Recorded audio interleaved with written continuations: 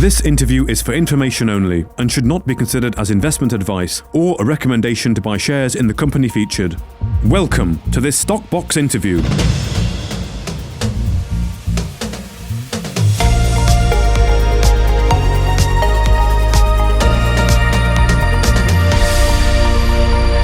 Joining us today is Oliver Friesen, of course, the CEO of Guardian Metal Resources. After the company have had a couple of RNSs, but the first one we're going to touch on is the agreement that's been signed to acquire 100% of the previously producing tungsten project and the infrastructure, of course, at Tempiute. Well, thank you very much, Oliver, for joining us today. How are you? Yeah, I'm doing well, Mark. It's been busy, so it's good to catch up. Indeed, yeah, it looks like it has been quite busy in the last sort of week or so here. So first of all, on the Tempiute acquisition here, what drove this decision during your due diligence period over the last few weeks? I mean, everything on the due diligence side checked out. So we did a title opinion, we did an environmental assessment, and a geological assessment. So everything that we thought it was going to tell us is what came out of that. So with that confidence in mind, we moved forward and signed the definitive agreement. Okay, good. So everything's matching what you expected and thought, and you made the decision. Yep, okay, this is good. Let's go for it. Okay, Correct. That's good. I mean, there's a few things to talk about here. I mean, I think first of all, if we can just touch on the Trump presidency, and of course, I think he signed an executive order to do with securing supply chains, etc. Was that a factor in your decision, or is that just a nice bonus, let's say, conducive to the environment that we're all in here in mining and exploration? I would probably describe it as a nice bonus. When we signed the LOI for this project, that was back in October. So that was before he had been voted in. That's before China announced any export restrictions on tungsten. And the reason we signed it back then was we were quite confident as a team where things were going. Very bullish on the metal. The more and more we learned about it, we saw the antimony story and how that was playing out. So that was really the impetus to say, let's look at all projects in North America. Tempiute was on our short list, and we said, let's move forward with the LOI. So it's if anything, it's almost just confirmation of our thesis that, hey, this is a metal that the U.S. is going to really need, and there's going to be significant tailwinds for projects. So let's try to secure as much as we can on U.S. soil. So yeah, it's good to see kind of the thesis being confirmed and playing out, because now with Tempiute in hand, there's looking to be so many tailwinds and benefits of owning U.S. projects specifically for critical and defense metals. And we're just kind of getting started here with the new Trump presidency and all that can do for our company. Yeah. Indeed. And do you see then sort of grants becoming available, indeed regulatory hurdles being dropped, etc.? And are you active? I know you have a lady who is solely focused really on that. So, I mean, can you shed any light on perhaps how that side of things is perhaps looking like it might shape up for this year? Yeah, I mean, definitely both of those things. It's still early days here, and he's been in office for just over a week now. So,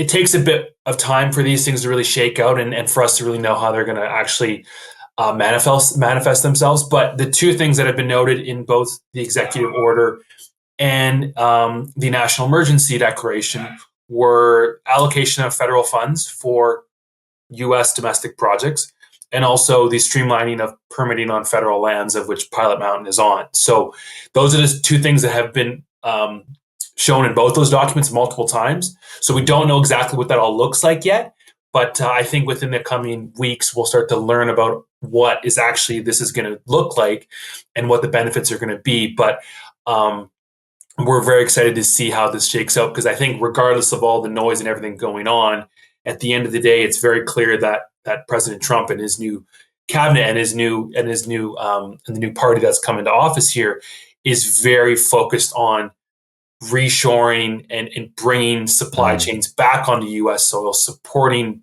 made in America, mined in America. So everything else that's going on, I think at the end of the day, we're going to see a lot of benefits for U.S. specific companies and U.S. specific projects, of which that's where we're focused. So we're in a perfect position to really align with the new government in place. Good. Good. Now, I know when we sort of discussed Tempiute last time, you did mention that Guardian was looking at potential synergies between the project and, of course, your main Pilot Mountain asset there. In particular, I think you mentioned the potential for sharing of teams and infrastructure and leveraging of your existing relationships in the tungsten space here. So, I mean, can you sort of speak any further now that you've completed this due diligence, now that the acquisition has completed, in terms of what the sort of plans are for Tempiute? Yeah, so I put out a technical video on Tempiute a few days ago just to kind of highlight some of the things that we're seeing there. There's so many value levers there that we can start to look into and start to pull. And part of our due diligence was looking at all the historical reports that we could get access to, and there's some really exciting comments and notes that come up in multiple reports about mineralized breccia pipes, about porphyry potential, about high-grade zinc, about high-grade silver. Germanium comes up in multiple reports, and really, so a lot of these things that we can add a lot of value with collecting some more samples or drilling a few drill holes.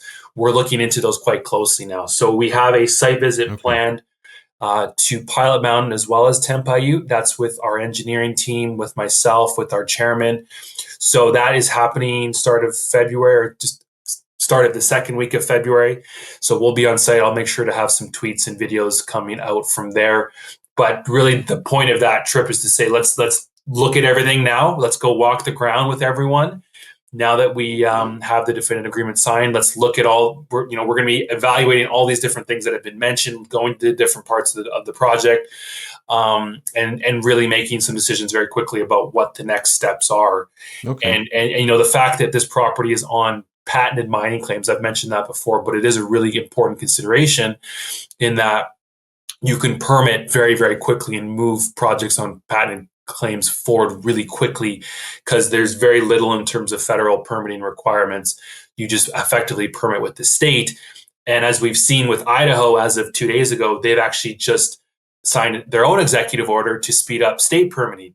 So if Nevada follows suit, then everything is moving forward, and projects like Tempiute and Pilot can really start to move forward quicker than ever before, really. Okay. And what about the tailings, I think, that were there at Tempiute, though? Is you potentially looking to reprocess them? Yes, that's certainly one of the value levers that I was sort of referencing. We have a substantial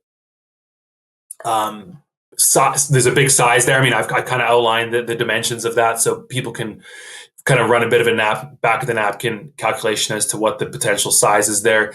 The first sample we took there showed highly elevated zinc as well as tungsten as well. So definitely one of the first things that I think we're going to do here will be a auger drilling program. So what you do is you set up on a grid across the entire tailings, you drill down to the bottom and you collect samples all the way up. And from that, you can build a very quick resource and understand the grades better of that area. So that material has been processed before in the 80s and 70s, but technology has changed a lot. So there's a lot of metal that's left behind. So theoretically, if the grades and the size is what we hope it is, then that could be a potential pathway to an earlier revenue stream. So that's definitely one of the things we're going to be doing here is an auger program to test the size and grade of the tailings resource there.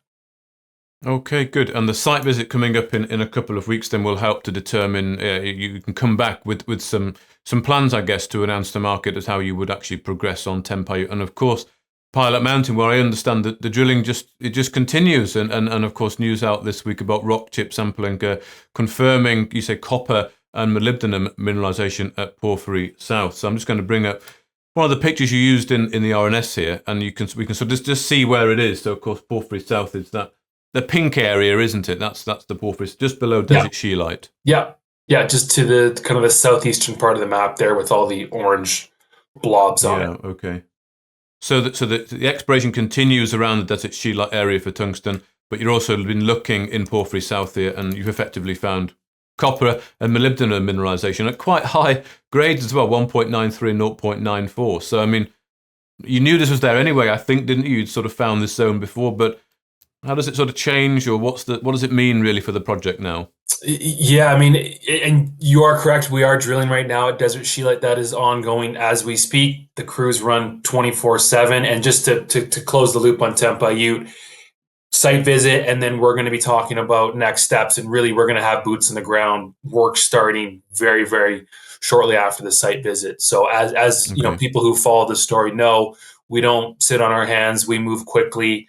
We're looking to create value for our shareholders. So we're going to be adding value and pushing that project forward at pace alongside Pilot Mountain on Desert Scheelite and Porphyry South specifically. So you'll see there all those orange dots. We're just, there's two things going on here, Mark. Number one, we have Desert Scheelite, which is believed to host the largest tungsten resource in the US. We are drilling that area now to support updated resource, to support updated mine plan for the PFS. And that's a really important block of work, because the quicker we can push that forward, the closer that part of the project gets to production, and ultimately the first operating tungsten mine in the US in the last over a decade, reducing reliance on unfriendly adversaries for a really important metal. So that's half of what we're doing right now at Pilot. But the other half is the exploration. I mean, as you can just see here on this map, Desert Scheelite is a very small portion of the whole project, and there's so many other great things going on elsewhere. Porphyry South is one of those targets that we've really organically discovered, but also been pushing forward, and we're doing it in tandem. So we're conscious to not focus on one or the other. We're trying to make sure both of these are moving forward. So, the Porphyry South target there, we put one hole into it, top to bottom, moly-rich porphyry style mineralization, but we've been seeing evidence of copper everywhere else in the property. So the question is, okay, well, where did all this copper come from? And you do need a porphyry source ultimately for you to see copper in the skarn and everywhere else in the property. So we know there's copper around. We're looking for a potential source, and then what our porphyry geologists found was this mineralized brecciapite, and that was a really exciting development, because a mineralized brecciapite sort of those occur and they form at the same time as these porphyry style intrusions. So yeah, that's a photo of it there. Now it's quite technical. We probably don't have enough time to get into it. I encourage anyone who is interested to listen to the technical video we put out yesterday explaining why these brecciapipes are important. But effectively, the long and short of it is, we've now found an area with high grade copper at surface, and effectively these brecciapipes they come from depth. So what you're seeing there are these little clasts and these pebbles and bits in that photograph. Those are coming from depth, because these brecciapipes are these really almost explosive eruptions that come up through the subsurface, and they just entangle up and pull everything with them as they come through. So if we're seeing high grade copper within these brecciapipes, it's telling you about what potentially could be below as you go down to the bottom where this brecciapipe begins. So it's really it's telling us that we've found now a high grade source of copper, and also I think in the RNS there's a diagram about what these brecciapipes look like in 3D or in 2D section, and you're just seeing just sort of the sliver at the top. But then as they go down, they can get bigger, they can change in shape and size. But we're seeing now high grade copper coming from depth. And so the next thing we want to do is go and I would love to go and drill a hole across this brecciapipe to see what is sort of lurking below and where all this high grade copper is coming from at depth. If that hopefully kind of makes a bit of sense. It makes a lot of sense, but it all the time always seems like Pilot Mountain. I don't want to say getting better and better, but or maybe more complex and more complex. I don't know, but it seems to become more and more. I mean, I know the PFS is sort of being worked on, and that's really the main goal for sort of the most part of this year. Will you be focusing purely on the tungsten in that PFS, or are you going to start incorporating the garnet, the copper, the moly? Yeah, I mean, it's the PFS will certainly include the garnet. Because that's Desert Scheelite specific. It will certainly include all the copper, silver, and zinc that we've found in the Desert Scheelite drilling. So if you go back to any of the old press releases covering the drilling results thus far, we put the full assays in there. So it's not just the tungsten, but we put the copper, silver, and zinc, and there's been some really incredible copper, silver, and zinc results as well. So that will all be part of the PFS. Porphyry South plus everything else Still TBD. Garnet, gunmetal are the two other tungsten zones. So we're permitting holes at Garnet as we speak. We want to go and drill some holes there. Gunmetal has a really interesting historical drilling results from that area as well. So it's at some point you got to put a pin in it and say, okay, this is what the PFS is going to cover. But with a bit more drilling, we can say, hey, well, here's a new zone we could potentially add into the fold here and put together a PFS that covers that as well. So we're moving forward as quickly as we can, getting Desert Scheelite done, getting the geotech drilling done, getting the Garnet permits in hand. I think they should be in hand this week. We can get the rig going there right after. We're working 24/7, so it's not like, we kind of sit around and go, okay, well, what's next? No. The rig has places to go. So as soon as we get the drilling done at Desert Scheelite, we can move to all these next targets and try to get as much done to include in the PFS. Sure. And the PFS, of course, that's a real big milestone for any company, really, particularly any junior company. I think that was around, I think you were talking perhaps at the start of H2, perhaps, I think, if I'm correct in remembering there. Thinking shorter, thinking shorter term, we all have short mind time spans. What can we expect throughout the rest of Q1? Yeah, so just on the timing of that, so Q3 is the target for the PFS. So once again, some of these other work streams, the Garnet, the gunmetal, at some point we got to put a pin in it. So we're working as a team to say, okay, where do we draw the line, and then anything else we can add to a subsequent part of the PFS. So Q3 is the target quarter for the PFS. Q1. Sure. So drilling ongoing at Desert Scheelite, as we mentioned. So we put out some drilling results right before Christmas. So if investors follow the story, they'll know that there's probably some more drill results coming relatively shortly here. What else are we doing? The macro tailwinds. We're just watching how this all unfolds with the upcoming or the new president and some of these executive orders and national security implications. Presidential orders. Executive orders and the national emergency declarations, how those really will affect our projects. We'll probably learn a lot more about that in Q1. Tempiute, so that deal's been signed. I think with that project in hand now, we can really scale things at the company. So certainly there'll be news on Pilot Mountain in Q1 of this year. And then everything else is moving forward as well. So we have some high grade antimony and gold from Garfield as well. So obviously we're not just sitting still with that. Golconda as well. We trenched I think it was middle or end of December. So results should be coming out shortly on Golconda. Those will be gold focused results. I'm sure I'm missing some things. The Garnet metallurgical results. So the initial characterization and liberation results, very, very positive. So we're moving to the next step now, which is the actual metallurgical work, which looks at how we're going to remove those garnets. So we should have some results out on that in Q1 as well. I'm sure I'm missing some stuff, but I put out a tweet yesterday of everything we did in just January alone, and what's typically a short month with everyone kind of getting back in the seats. Usually first or second week of January. And I think there was about 7 or 8 things on that list, all very material to the business. So, we move quickly. We got a great team, and it's going to be a busy February, Q1, and the rest of 2025 and beyond. Always lots of work too.